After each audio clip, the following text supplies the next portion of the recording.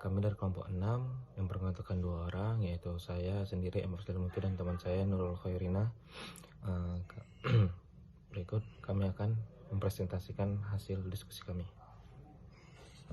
Perkenalkan, nama saya Nurul Anissa Khairina sebagai penyaji pertama.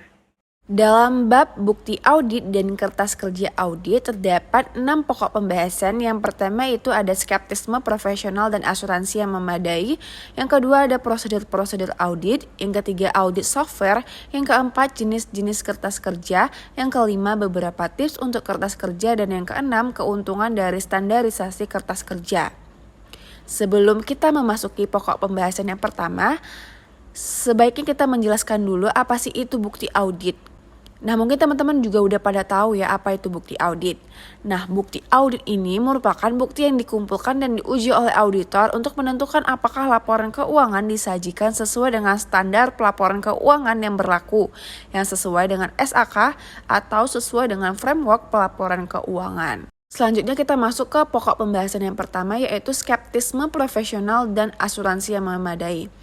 Skeptisme profesional adalah sikap, kecenderungan, dan juga kebiasaan dengan pikiran yang mempertanyakan, waspada pada kondisi atau keadaan yang mengindikasikan sesuatu yang diselidiki dan melakukan penilaian yang mendalam mengenai bukti-bukti audit.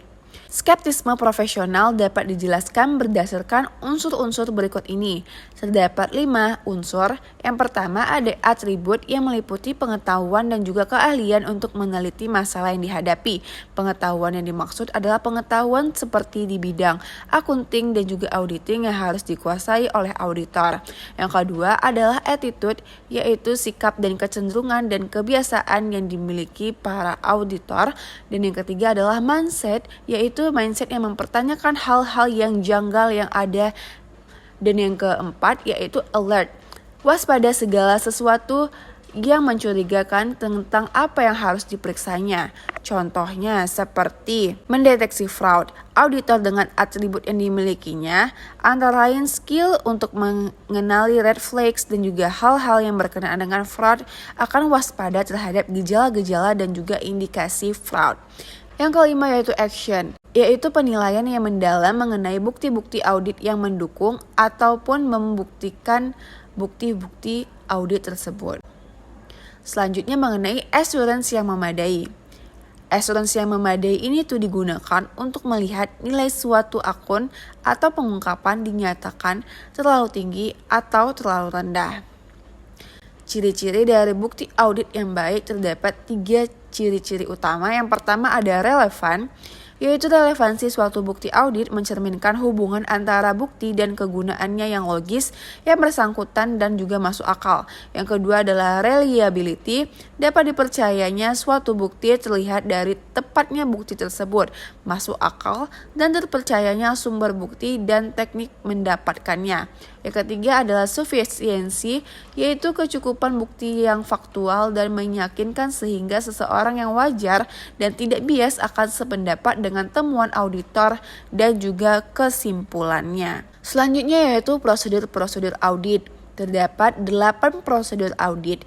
Yang pertama yaitu inspection of records and document yang meliputi vouching, tracing, dan juga scanning. Yang kedua ada inspection of tangible asset. Yang ketiga ada observation. Yang keempat confirmation. Yang kelima recalculation. Yang keenam reperformance. Yang ketujuh analytical procedures. Dan yang terakhir yaitu inquiry.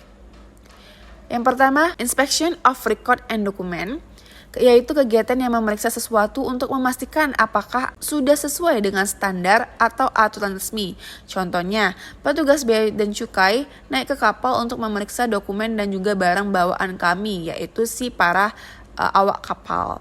Yang meliputi 3 macam inspection, yaitu yang pertama ada vouching, yaitu inspeksi atas catatan dan dokumen untuk mengetahui apakah ada transaksi yang tidak dicatat atau hilang.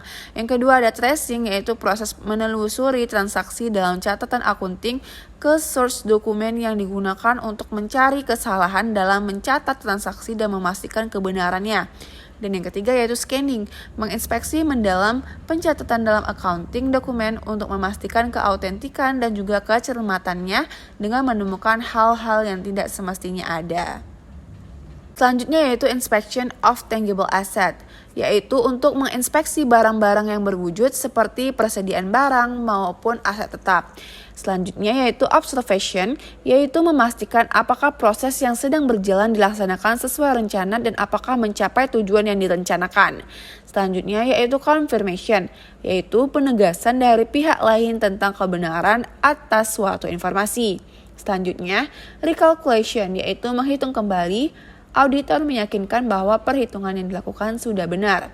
Selanjutnya yaitu re-performance, yaitu mengulang kembali proses yang dikerjakan oleh staf yang bertanggung jawab. Yang selanjutnya ada analytical procedure, yaitu membantu memahami bisnis dan perubahan-perubahannya mengenai mengidentifikasi area-area yang mempunyai risiko sehingga dapat didalami lebih lanjut. Dan yang terakhir yaitu inquiry, bertanya kepada penasihat hukum mengenai kasus tuntutan perusahaan dan bertanya kepada manajer keuangan mengenai proses pembayaran dan bertanya sambil berkeliling ke pabrik atau bengkel untuk mengetahui penanganan keselamatan kerja. Selanjutnya mengenai audit software akan dijelaskan oleh Hafiz. Kepada Hafiz saya persilakan. Terima kasih kepada Ocha. Baik, sekarang giliran saya untuk menjelaskan tentang audit software. Selanjutnya ada audit software, yaitu generalized audit software membantu audit internal melakukan operasi. Yang pertama, memeriksa file untuk memastikan sah dan akurat isi file tersebut. Yang kedua, menghitung kembali perhitungan yang ada. Yang ketiga, memilih dan mencetak sampel dan menghitung hasil sampling. Yang keempat, membuat dan mencetak laporan. Yang kelima, membandingkan informasi dalam file yang berbeda dan terpisah. Yang keenam, ikhtisar, mengurut dan memformat kembali data. Dan yang terakhir, secara otomatis membuat catatan historis tentang analisis data yang dilakukan. Jenis-jenis kertas kerja. Jenis kertas kerja ada beberapa macam. Yang pertama, berbagai format gambar seperti bagan, grafik, diagram, dan untuk menggambarkan peta risiko. Ada juga bagan harus untuk menyajikan proses kegiatan risiko dan pengendaliannya. Ada juga program-program kerja untuk mendokumentasikan sifat lingkup dan kapan prosedur audit dilakukan. Ada juga kertas kerja berisi anggaran waktu dan alokasi sumber daya audit. Ada juga yang berbentuk kuesioner untuk mengumpulkan informasi yang mencantumkan tujuan risiko, pengendalian kegiatan, operasi, dan lain-lain. Untuk kertas kerja atau biasa disebut dengan working papers, yaitu merekam bukti audit yang diperoleh selama penugasan asuransi audit internal maupun penugasan konsulting. Kertas kerja yang menunjukkan audit internal telah selesai. Kertas kerja menjadi penghubung antar lingkup kerja yang disepakati program audit dan laporan audit. Yang pertama, bagaimanapun formatnya, kertas kerja harus mencantumkan beberapa informasi mendasar. Yang pertama, nama klien, periode yang diperiksa, tanggal dibuat dan atas selesai kertas kerja, judul atau hal yang diperiksa, nama penugasan, referensi, paraf audit internal yang membuat kertas kerja, dan yang terakhir paraf tanda tangan manajer audit yang mereview. Selanjutnya, untuk memastikan kertas kerja yang bermutu tinggi, bukti audit yang direkam dalam kertas kerja haruslah akurat dan dapat dipercaya, relevan dan ringkas, lengkap, memberi nilai tambah, rapi dan terbaca dan terstruktur. Keuntungan dari standarisasi kertas kerja ada 5 macam. Yang pertama, memastikan ada pendekatan yang konsisten dalam semua audit. Yang kedua, membantu dalam melatih staf dengan standarisasi. Yang ketiga, file-file audit disajikan dalam cara yang sistematis dan profesional. Yang keempat, memudahkan menjelaskan ke klien jika temuan audit dipertanyakan. Dan yang terakhir, dengan mudah kertas kerja digabungkan ke dokumen Word seperti spreadsheet, Excel, dan aplikasi audit software lainnya. Terima kasih. Sekian presentasi dari kelompok 6. Mohon maaf jika ada kesalahan dan mudah-mudahan presentasi kami dapat diterima dan dapat diterima oleh teman-teman sekalian.